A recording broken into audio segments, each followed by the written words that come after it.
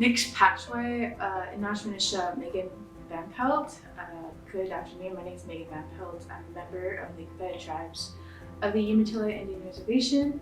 I'm also a junior here at University of Oregon, and I'm one of the co-directors of the Native American Student Union. Ne Princess Mainaniha, ne Nanamuna Ducko Ballet des Klamath Falls Night.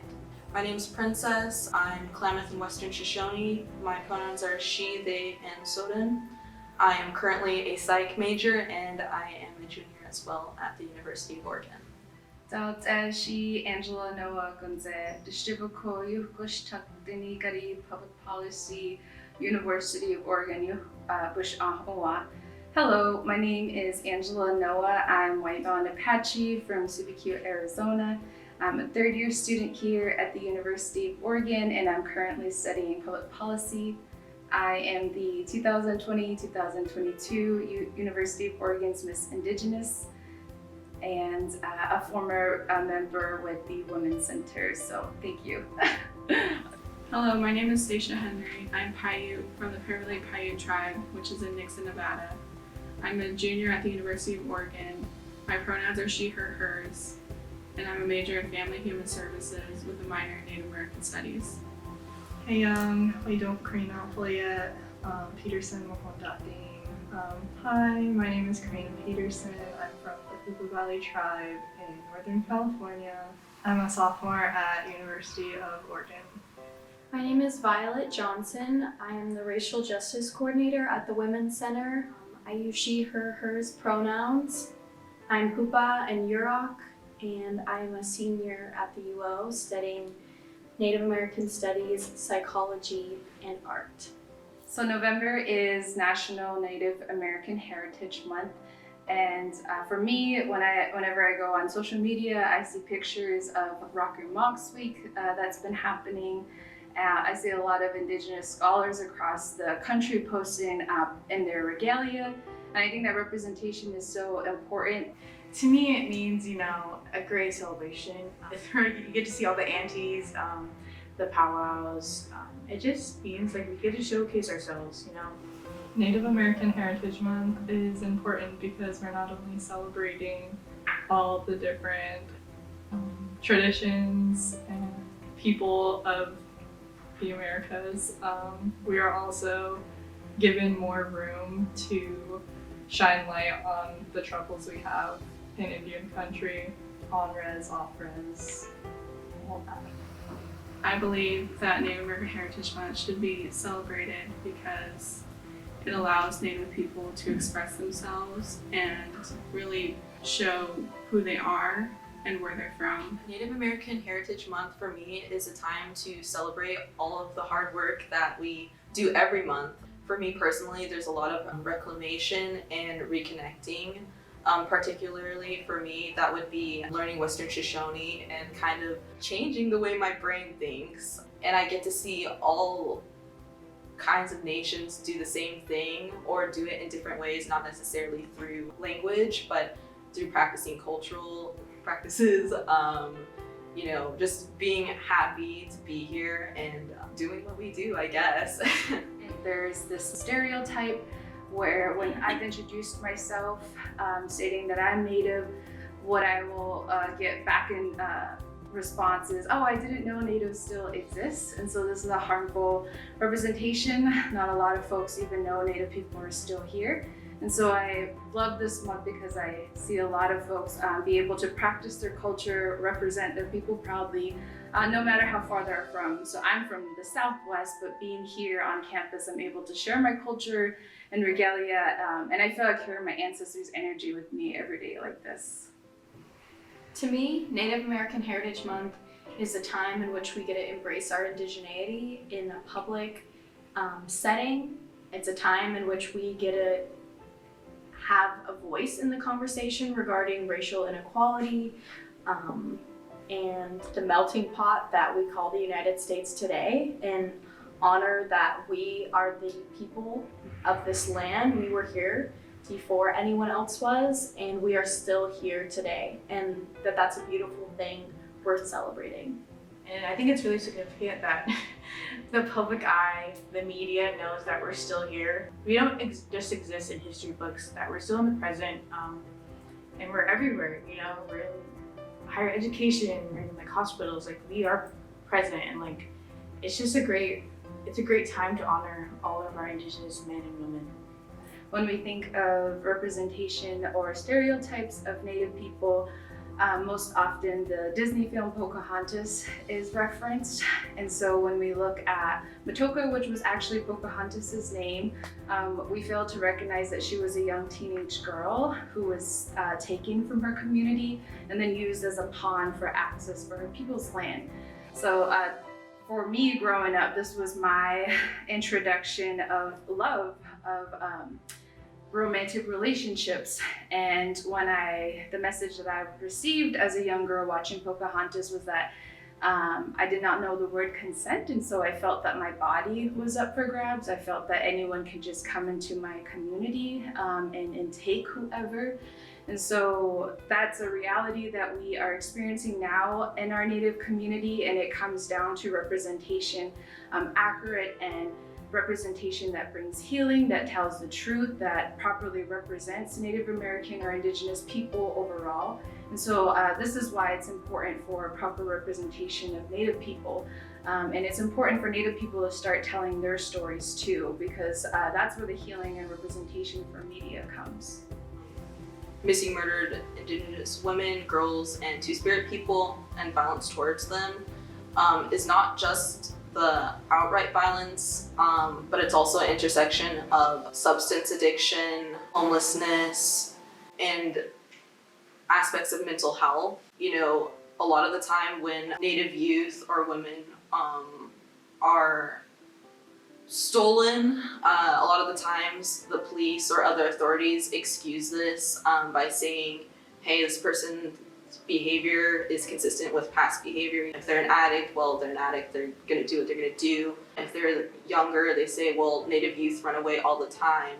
Coming from the res, I see a lot of pain and kind of get like secondhand pain from people. Like, I'm not going through what they're going through exactly, but just the overall feeling, it is really hard.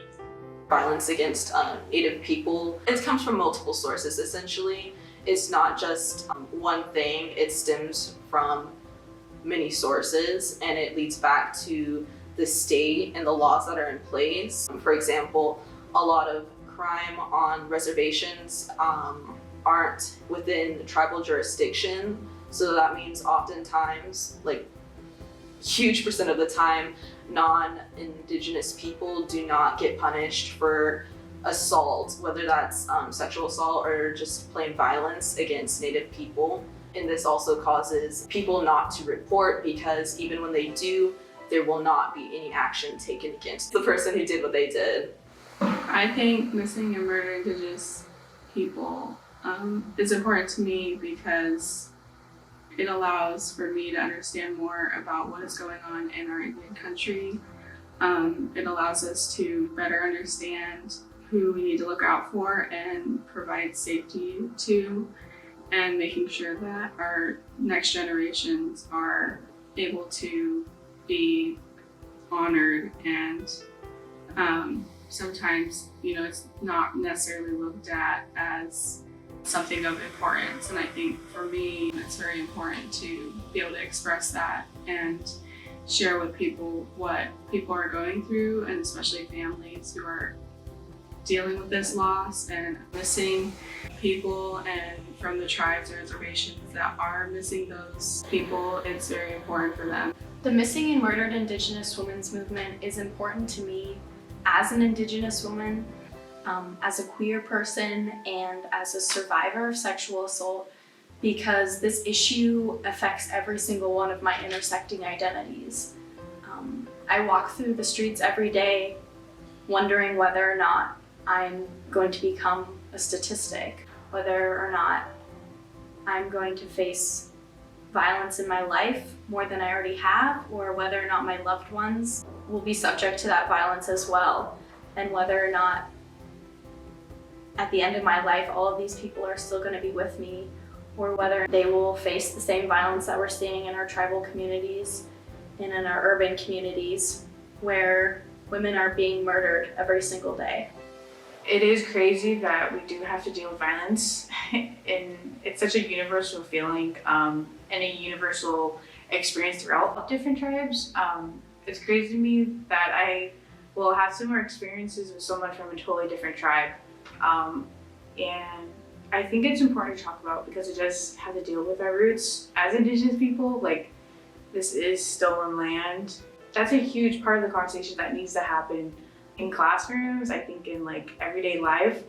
Violence against Native people, and particularly Native women, for me, this is really important because it affects everyone I know, essentially. I had a really hard conversation with my mom recently about being sexually assaulted, and I was really sad to hear that, like, she's like, almost everyone in our family has been, and that was such a hard thing because I was not alone in it, and it's not good to have other people also experience this very hard thing, but to have like a whole community that has experienced that harm. I believe I know too many women who have been a victim of sexual assault, domestic violence, and it's like a huge epidemic because like I feel like I shouldn't know all these stories and all these aunties and all these cousins with their stories, and it's crazy to me. It's a huge deal, and I shouldn't have a discussion when I was younger why I need to protect myself in my day-to-day life. Like, I shouldn't have that conversation, but that's the reality. That is the reality of being an Indigenous woman, and I think it's important to acknowledge that it's like over 50% of Indigenous women have felt victim or have been in a situation where they have been assaulted, and that's something that we need to really address, I think everywhere in the United States and South America. MMIW is important because we're not only bringing respect and honor to the victims, we're also bringing respect to their families. More than 4 in 5 American Indian and Alaska Native women have experienced violence in their lifetime. That's more than 1.5 million women nationally. 56.1% have experienced sexual violence. 55.5% have experienced physical violence by an intimate partner. 48.8% have experienced stalking. 66.4% have experienced psychological aggression by an intimate partner. 85% of American Indian and Alaska Native bisexual and lesbian women and Two-Spirit people experience physical violence in their lifetime. And 78% of them experience sexual violence in their lifetime. Rates of violence on the reservations can be up to 10 times higher than the national average. The National Crime Information Center reports that in 2016 that there were 5,712 reports of missing American Indian and Alaskan Native women and girls. Though the U.S. Department of Justice's Federal Missing Persons Database only logged 116 cases. So more than 95% of these missing persons cases were never covered by national or international media. And my question is, how does this differ from coverage of missing persons in the US? And murder is the 6th leading cause of death among American Indian and Alaska Native women. For the month of November, thousands of families gather around and they celebrate on holiday what many of our Native people would consider genocide. And we see a lot of misrepresentation. And so when this comes into our community, when we don't have advocacy or resources, we start to see a lot of problems. And one of those is the missing and murdered Indigenous peoples epidemic. Violence against Native American people has been very impactful for our communities. It's important to acknowledge that missing and murdered Indigenous people are out there and need to be found. By continuing on in my education, I feel that's my way of advocating for them. As long as we still have a voice, there's still an opportunity for policy, for resources to be funneled back into our community. And so there is a need. So my hope is that I'm able to make my peers feel seen, still honoring and listening to my body. This is a way that I'm able to take up space. Sometimes it's uncomfortable if you're the only one in your family speaking for therapy or mental health, but those steps are healing, and that is what brings intergenerational healing, and our community needs that.